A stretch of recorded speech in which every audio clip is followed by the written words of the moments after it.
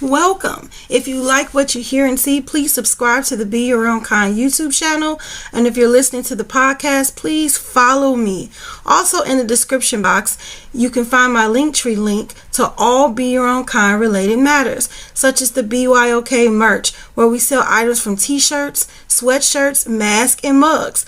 Also, you will find our website and the links to my social media. Also, we are always looking to collaborate with others, such as business owners, vloggers, bloggers, or just if you simply want to share your story. Last but not least, if you are looking to promote your business, Be Your Own Kind will gladly promote you. If you are interested in details, please email me at info@beyourownkind.com. Thank you for tuning in and for supporting the Be Your Own Kind platform. Treasure Glitz customizes stem and stemless glasses, mugs, shot glasses, you name it. I love showing off my personalized glasses. She has customized glasses for personal use and even for the Be Your Own Kind podcast. Customized drinkware is great for standing out at your event or relaxing in style at home. So order your item by calling or texting 708-299-7555. Hello, Kina. How are you doing today? I am well. How are you? I'm doing pretty good. Getting used to this warmer weather, but you're in Alabama, so you always get warm weather. Oh yeah, we get all the weather. It get cold out there? It does. We had snow for the first time in probably like 5 or 6 years, maybe longer. Wow. Yeah. So we get it. We get the cold, but we never get snow. Oh, but it didn't snow as bad as like it did in Houston, though, right? No, we got snow for. It snowed that morning, and by the afternoon, it was gone. It was literally gone. It was like a preview. Just a little preview. Just enough for us to say we got snow, but we hardly ever get it. Okay, lucky y'all. Mm-hmm. So welcome to the Be Your Own Kind platform. Thank you for agreeing to interview. I'm always honored to get to know, people that are doing their own thing. I read about you. You're a self-published author, a poet, a playwright, and you head your own book club. That's super amazing. You're pretty busy. Yes, ma'am. I am. I don't know how I do it, but it's all about multitasking. Exactly. You are a great multitasker then, because that's a lot. So what was an early experience where you learned that language had power? Oh, wow. I started writing probably when I was about 8.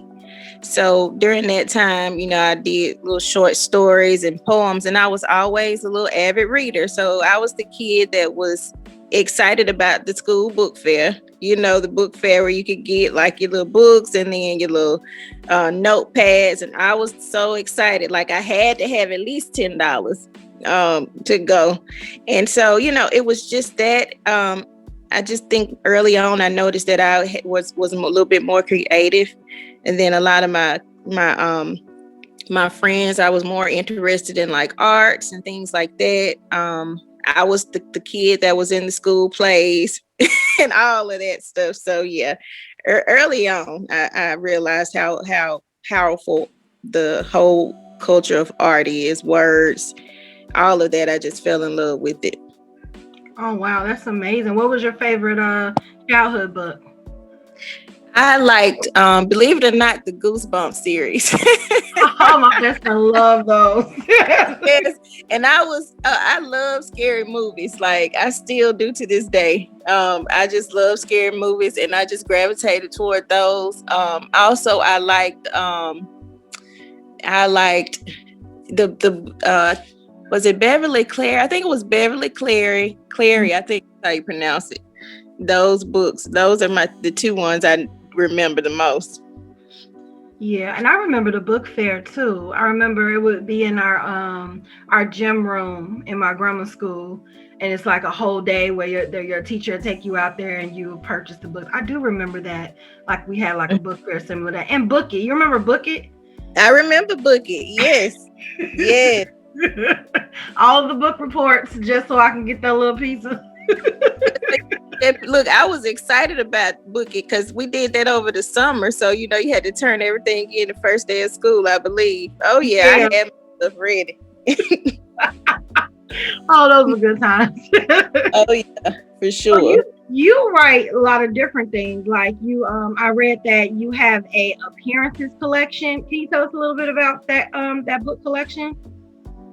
Yeah, so Appearances was my first novel. I came up with that idea around 2000 and I think it was 13, something like that. Mm-hmm. And it basically was just it came about from the poem by Paul Laurence Dunbar, We Wear the Mask. And it was just something about that poem. I know that the premise of the poem is really different from the book, so to speak, but it was just interesting to me. And so I wrote I wrote it one page, and it had like a synopsis on it. It had like maybe 5 lines of the first chapter, and I wrote down the characters at the top. No real description, just names. And so that was around 2013. And so I remember I was going through some boxes and stuff, because that's what I had really been known for, is I would come up with these book ideas. I would write them down and never followed up, just never would follow up.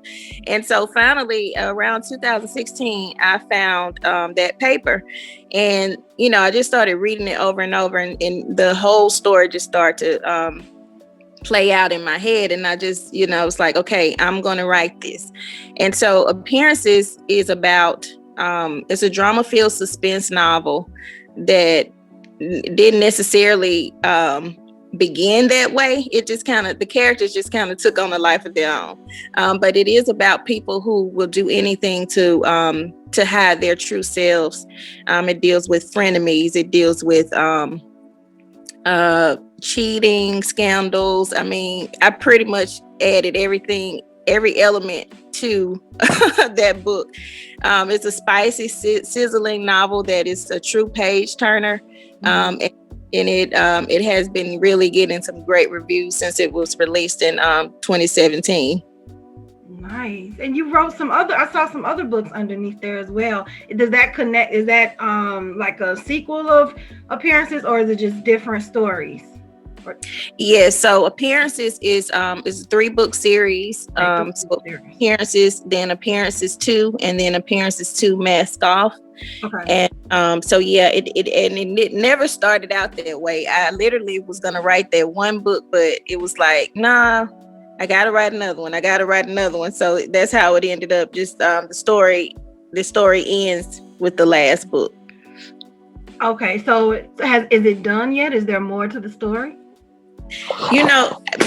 My readers have been asking me to write a book 4, and I'm just like, no, like those characters stuck with me so long, because when you're writing a series, you can't concentrate on anything else because your mind is like following the flow of the story.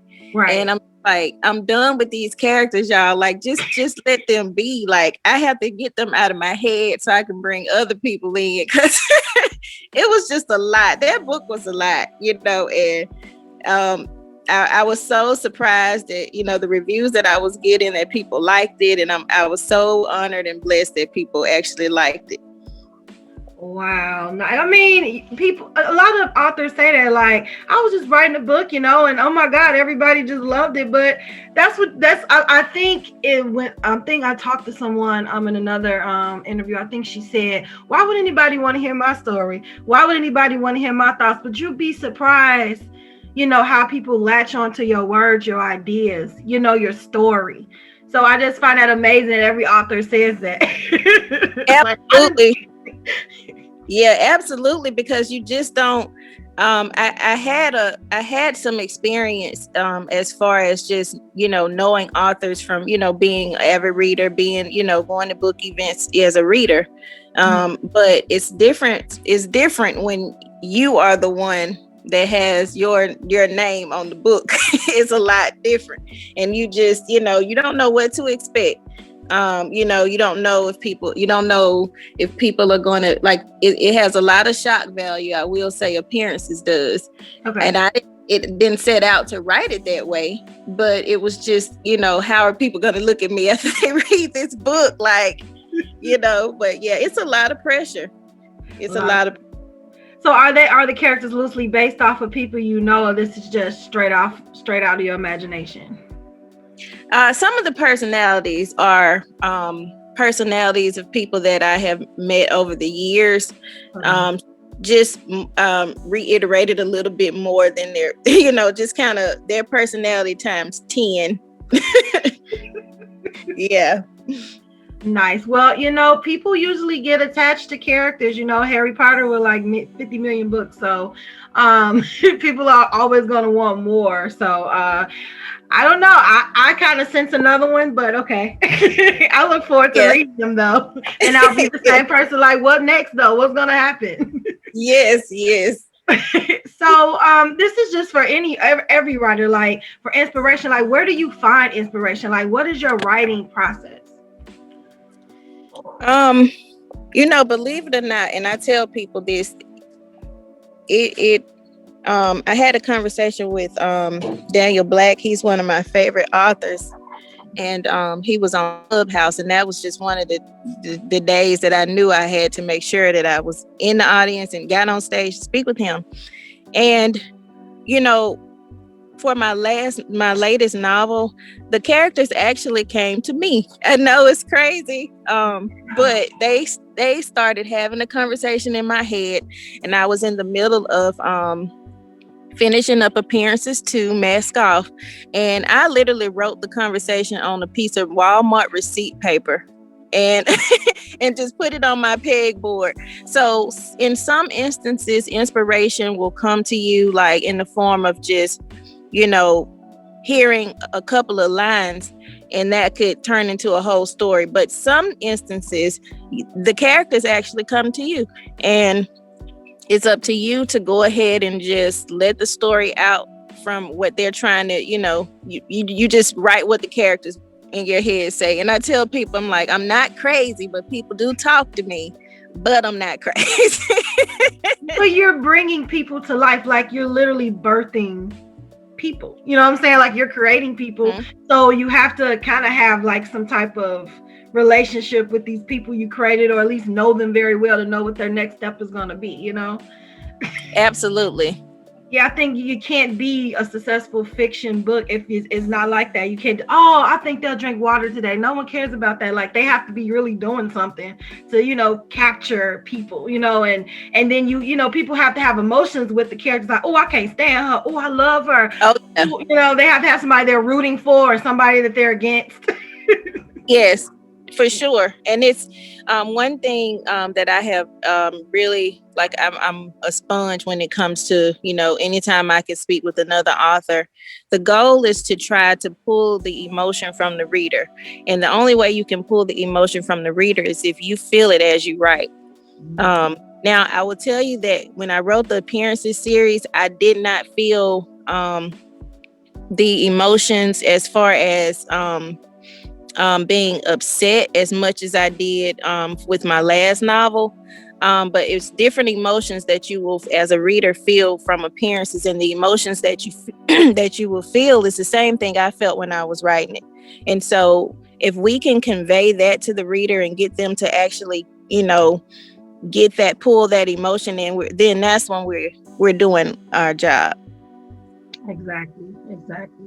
So earlier we spoke about you having a book club entitled the Me Time Book Club. I just love the title, first of all, of the book club, because that is essentially your time. Like you're in a whole nother world when you're reading a book. What prompted you to start this book club? Now this is a funny story too. So I was working at a bank, and I was a floater, and a floater means that, you just go from bank to bank as a teller. That's how I started. Well, for a while, I kind of was like posted up, so to speak, at this one bank because nobody needed anything. Like nobody was taking off. So I was kind of like just sitting at the door on the computer, literally just greeting people as they came in. And so one day I was just going through the internet, and I saw something about Oprah's book club, and I was like, that sounds interesting, and I like to read, and I think that would be fun to do a book club. I really think that would be fun, just bring other women, and it was other women that I knew at the time, and I didn't know if they were avid readers or not. But I'm like, if you're not an avid reader, then you just gonna have to try to read. We just, we gonna do this, and that's kind of how it started. This was the summer of 2011, and I just got a group of people together, a group of women, and we came up with the name, and the rest is history. Nice. So what type of books are featured? Like what type We of books you guys read? we actually every member gets to host their own meeting, so they get to they get to pick whatever type of book they would like. So we read everything. If you want to read a self-help book, you want to do some type of history, whatever it is that that person wants to read, that's what we read. And that kind of opens the door up for us to get outside of our box of reading like the same type of authors over and over. Yeah. Just discover new people. And then, we started actually hosting authors, bringing them to the meetings, getting better understanding and, insight on their books. So it just kind of, it works out because we get a chance to just kind of open up our minds a little bit more to different types of writers. I like that because most book clubs, it's one person choosing the book, so it's always one person's interest, which is nice if everyone has the same interest. But how do you evolve if you're just reading kind of the same type of literature? Right. Exactly. Yeah. I like that. So is it open for anyone to join? Like, how can anyone join this book club? Yeah, so it is open for anyone to join. We have a variety of women from the age of, I think the youngest is maybe like 23 up to 61.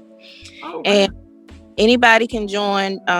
Basically what you would do is you would send us an email about your interest, or hit us up on social media, and we'll give you the book information. You'll come to the meeting, and if after the meeting you feel like you would like to join, we would actually vote, to make sure, hey, that person's personality vibe with us. Because, every group has a vibe.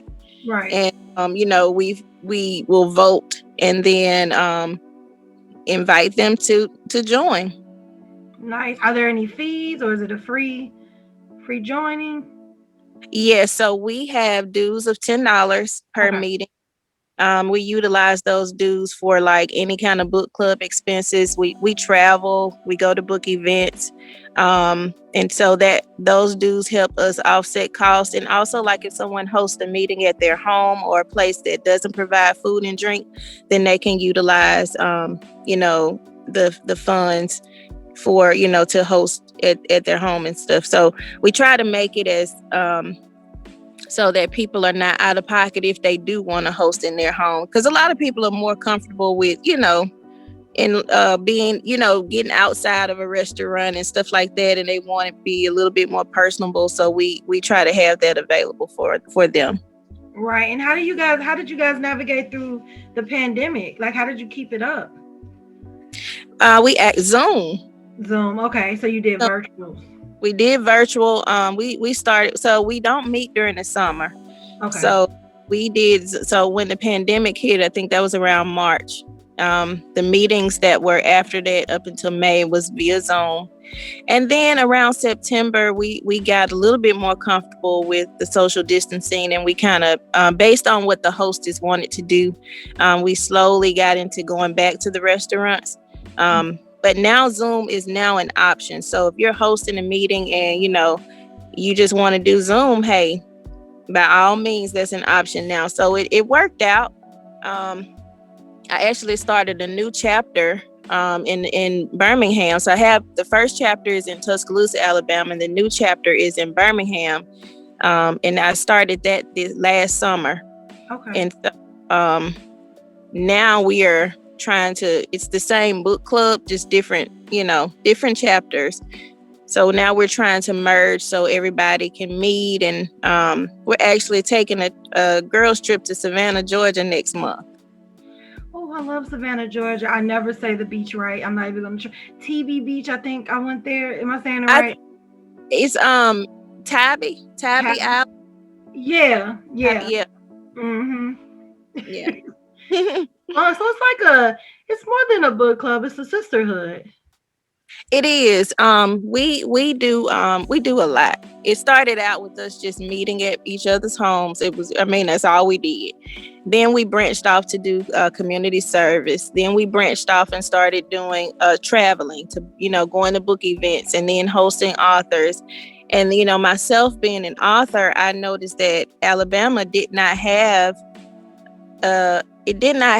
a place for Black authors to sell their books. Now we have smaller events throughout the year, but nothing big. So I was traveling, usually to Atlanta. They always have book events. Mississippi, even Mississippi had, book events. Mm-hmm.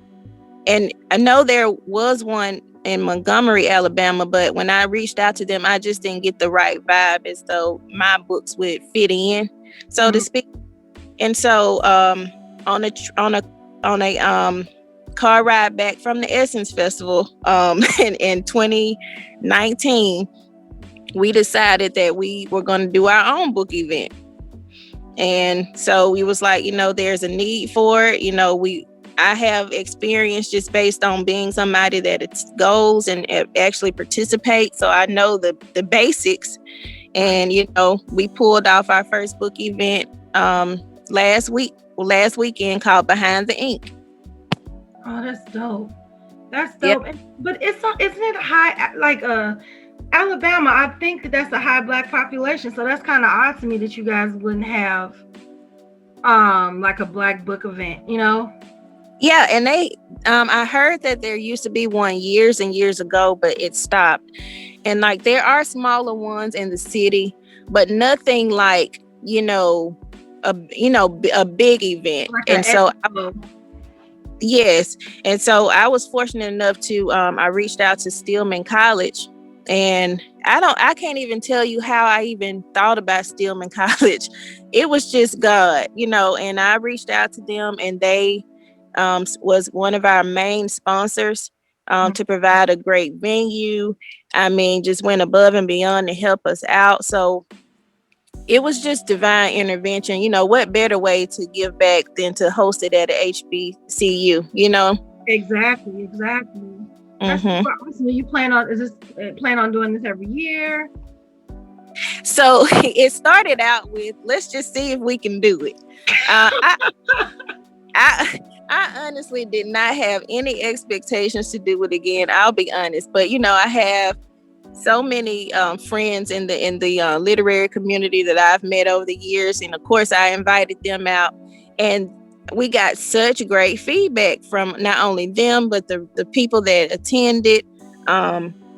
We got so many sponsors. I mean, it was just amazing how we were able to pull it off. And it was only 6 of us. That's it. Just 6 of us. Wow. And we did it. And so because of the feedback, we actually decided Thursday that we were going to do it next year. That is awesome. It's needed. You know what I'm saying? So I'm glad that you decided to do that again. And the thing that really got me was it was so many people that attended that said, I had no idea there were so many Black local authors. Like, we write books. Yes, we do write books and we read books. And, we had a free book table that was almost empty at the end of the event. Like, people were getting cookbooks, they were getting children's books that we got donated by the United Way. Books to Prison program donated books to us. And I mean, it's just like, that's basically our goal, is to promote literacy in the community and just, show a different side of us that people, don't think that is there. So yeah, we definitely were just, it was just so full of joy that we were able to showcase the authors. That's dope, because what are we limited to? Entertainment? Like, we can't do anything else to like play ball or sing, People even get shocked because I craft, and some people are shocked about that. Like, Black people craft? Yes, Black people do everything everybody else do. Like, we're not limited to the art. To entertainment. We're in the arts. We're in other type, because entertainment is art to me. And we're in all type of arts. We're creative in different ways, not just the same thing. Exactly. And especially, I know I still get looks. I still get the funny looks if I say, I'm the president of a book club. And they're like, really? Yes, I am. you know, it's just that whole thing of, we can do whatever it is that you all can do. We do it. And, it's just sad that it's not showcased more than it is. But I was just so excited that we were able to bring that into existence. Yeah, I'm loving that because you're not only like presenting a new concept of what people are doing, but people don't other cultures don't think we do, but I think it's also evolving the perception of Black people too, and Black women, that we're not just in this sector, like we're all around creative in all different sectors. So I think that's dope, and I do hope that this continue to be like an annual thing, and you can inspire the youth that think that they're only stuck with being an entertainer, a doctor, or a lawyer. Like there are so many other professions other than a doctor and a lawyer too. Like I get irritated with that as well. Absolutely. And we had one of our featured authors was a stellar person in our community that actually started a program called Mind Changers. And he wrote a book based off of his life. And so we thought it was very important to highlight him and showcase him not only as, an author, but a local author that is also, has this amazing after school program in our community. And, it was so great to see younger men at his table, purchasing his book. It was just awesome. And we need that. And he's like a mentor for a lot of at-risk youth too. And so it was just great that even if they weren't in the Mind Changers program and out of school, they still had someone that they could get a card from and connect with, and he was willing to talk to them. Yes, most definitely. I love stuff like that. I love when people give back because how will they know if no one teach them? It's one thing to sit back and be like, man, little Johnny just acting a fool, but it's another to say, hey, little Johnny, let's talk. Because right. sometimes a mentor is probably the only parental figure that child will have, and they'll take that with them. So it's about making a difference, not judging someone, but getting to understand them and help them. If you have the resources and the knowledge to help them, then do so. Exactly. And that was my main thing. We attended the National Book Club Conference in 2017, I believe, was our first time ever going. It's in Atlanta, Georgia. And when I tell you, we were like shell shocked walking in there, seeing all of these Black book clubs from all across the country. I mean, we knew we existed, but we didn't know we existed like that, And it was women that had been together for 20 years. And you're just like, wait a minute, why am I just not hearing about this? Why am I just now, as much as I like to read, why haven't I joined the book club years ago? And one thing that stuck out to me during that time is they were honoring Ayanla she got like an achievement award that night. Mm-hmm. And she said something that was very, very, that really resonated with me. And she said, a group of us can get together and make a difference. Like we can get together and feed families. And it just stuck out to me so much. I'm like, yeah, we can. Like we could do community service. We could, all of this stuff we can do. We're a group of women, yes, we're a book club, but we're a group of women, professional women that we really can make a difference. And that just stuck with me. So I just thank her for that. Yeah, and it don't take a lot. Like you said, it took 6 people, to help with the expo. It don't take a lot of people. It just take determined people. That's right. That's absolutely right.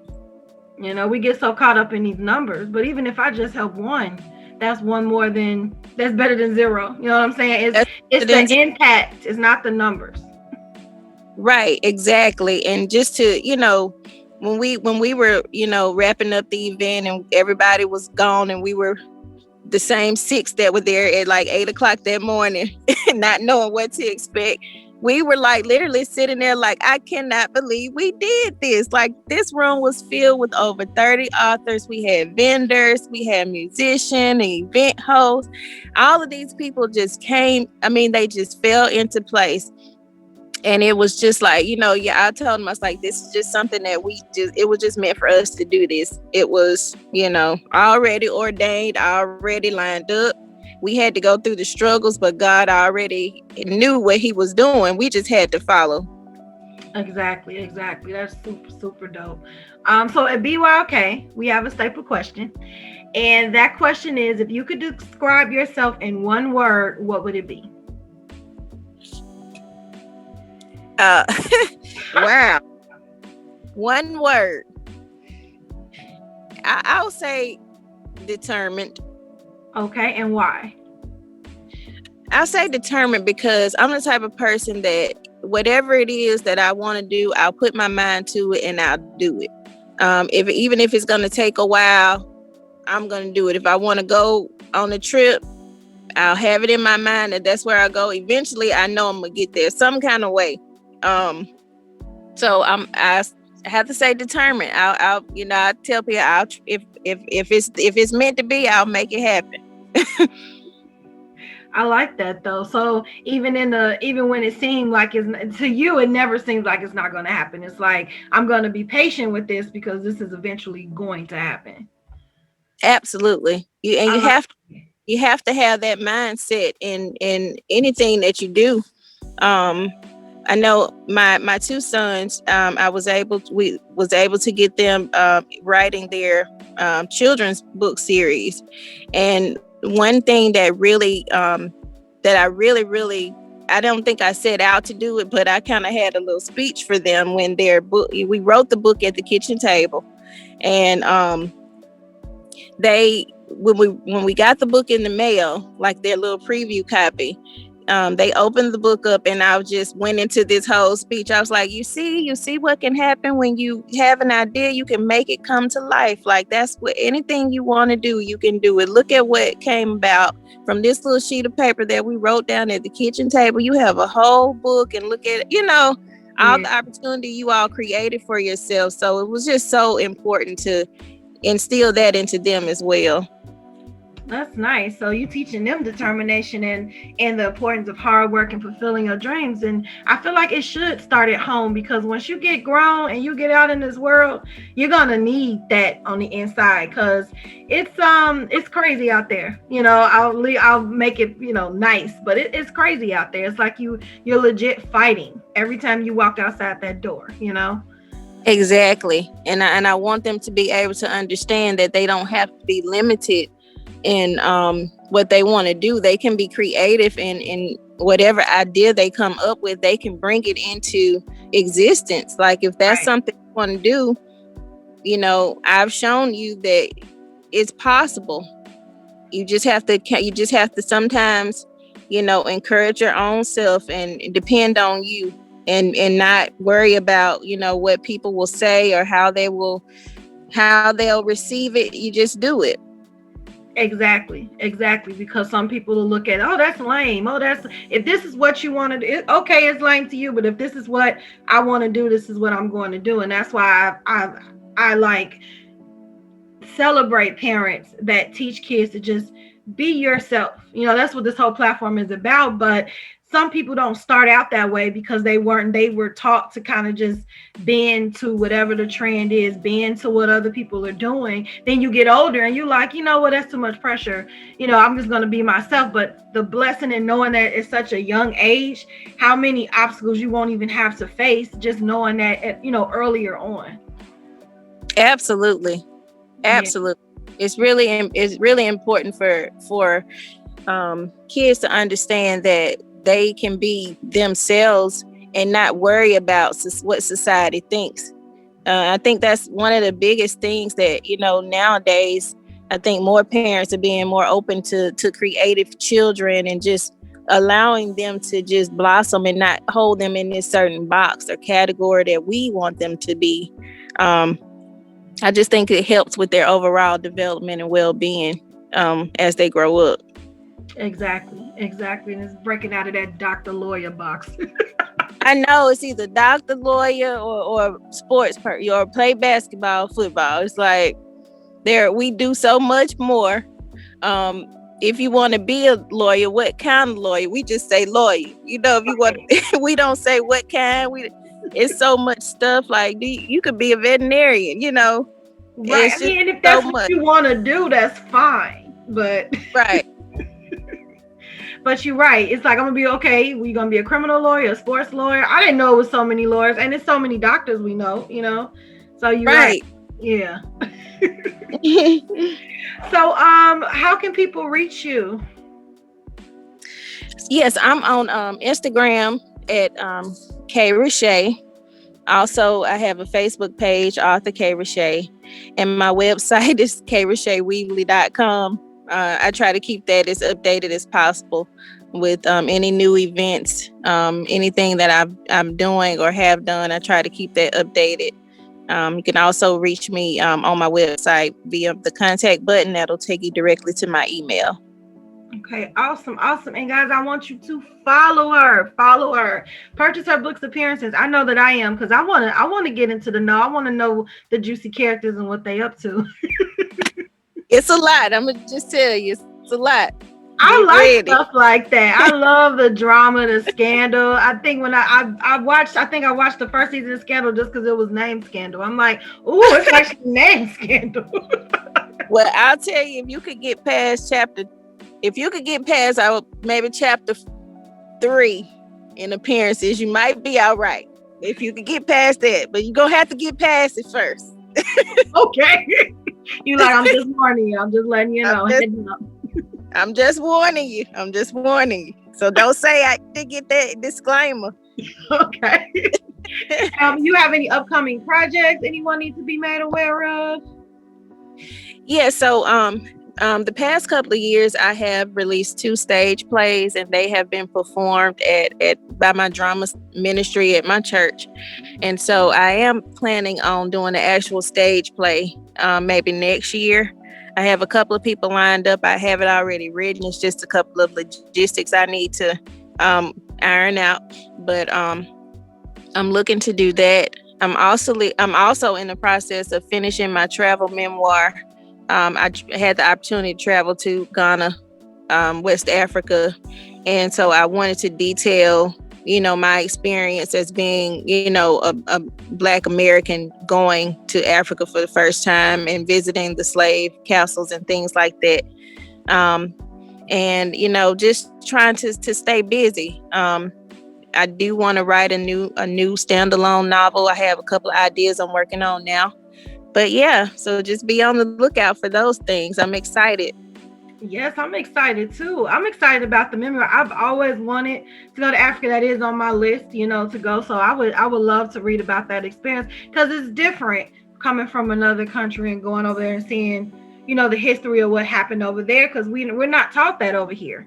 It's kind of like a self-taught type thing, and you have to experience it for yourself. So absolutely. And the thing about it is, what I've told my sons time and time again is like, we didn't start from slavery. Slavery is something that happened to us, but that is not our beginning. And it's really, really important for us to understand that, we were a stolen people, stolen heritage, stolen identity, stolen language, right, culture, traditions. And so it was so impactful to visit the journey, and you really leave with a different understanding and a different sense of pride, knowing that we come from people that went through all of that and still survived. Right, and we're royalty. Despite what happened, we're still royalty. Exactly. And I'll tell you, like, that trip changed my perspective on a lot of things. You go from angry, you go from sad, you go to angry and sad throughout the whole time. But it was just, I would definitely recommend the company that we use. So if you are interested in going to Ghana, West Africa, I'll give you that information, because they were absolutely the best people to go with, because they go every year. Mm-hmm. So everything was pretty much taken care of. You didn't have to, once you've paid, everything is taken care of for you. Oh, room, board, tickets, plane tickets, all types, all of that. Yes, they do it all. Like, we didn't even have a passport. And I'm like, who do we think we are trying to go to Africa? We don't have. They take care of getting your passport done. They give you all the information that you need. You have to get your yellow fever vaccine and stuff, but they are so thorough with giving you all the information. They set up your flights and all. You don't have to worry about nothing. And when you get over there, with the amount that you paid, your room and board is taken care of. They provide breakfast and dinner every night. Wow. The money there, the US dollar is a little bit more higher there. So, I mean, you'll have, you bring money and you have plenty enough money to buy souvenirs and stuff. And it's just, it was just an awesome experience. And I want to go back. Like, I have to go back. Yeah, I am gonna send you a sideline. I would like to experience it like that. Wow. So where all in Africa did you go besides Ghana? We went to Kumasi.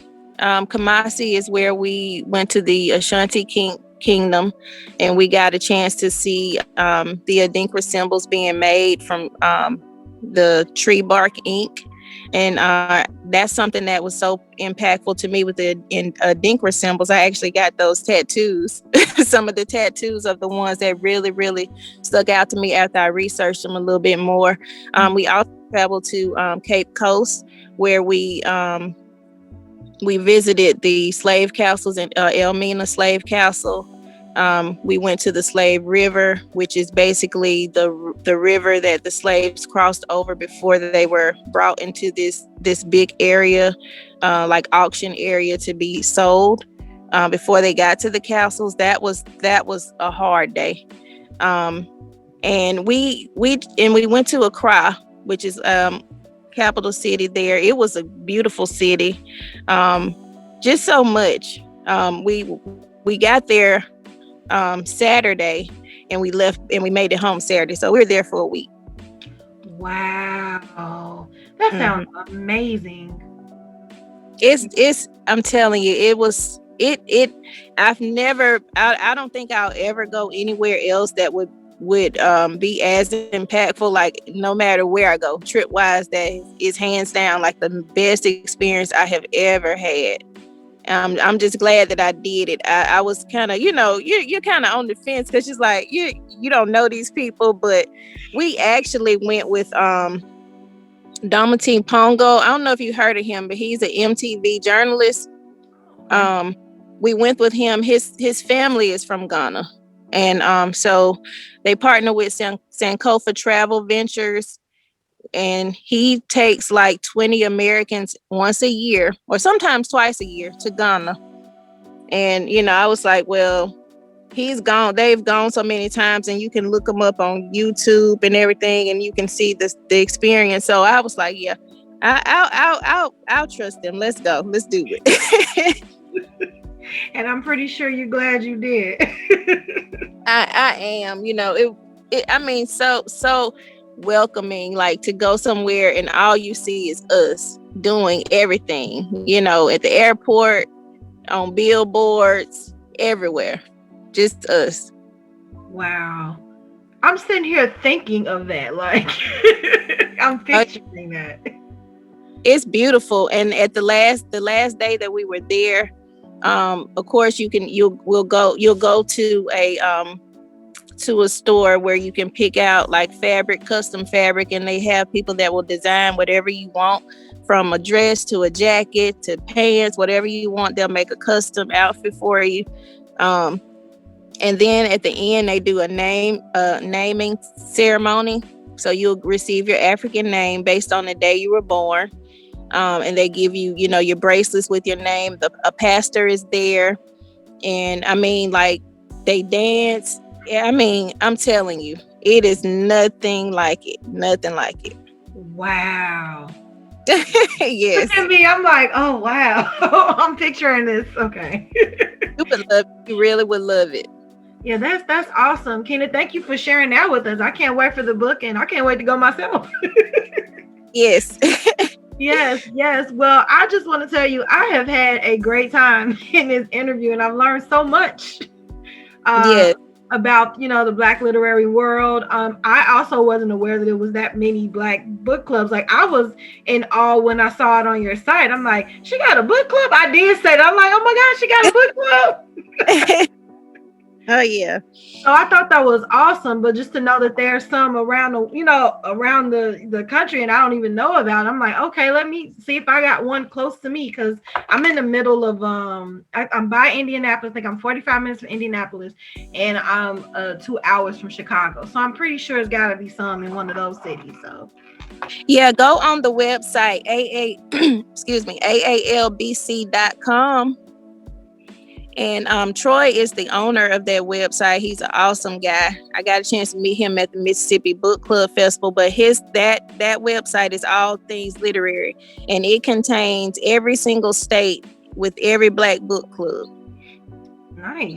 Okay, I'll definitely check that out. And listeners, if you are interested in being in a Black I can't even say a Black book club, go to that site as well. I'll have it at the it's at the bottom of the screen and you'll see that. And I welcome you to do something different, or if you've just been looking for this, now you don't have to search, So thank you, Keena, for this information. Thank you for sharing your experiences with us. This has been a very great interview. And listeners, thank you for listening, and I hope that you have been inspired as well. And as always, don't forget to be your own kind and kind to each other. Bye. Bye. Thank you so much. Be blessed. You do too.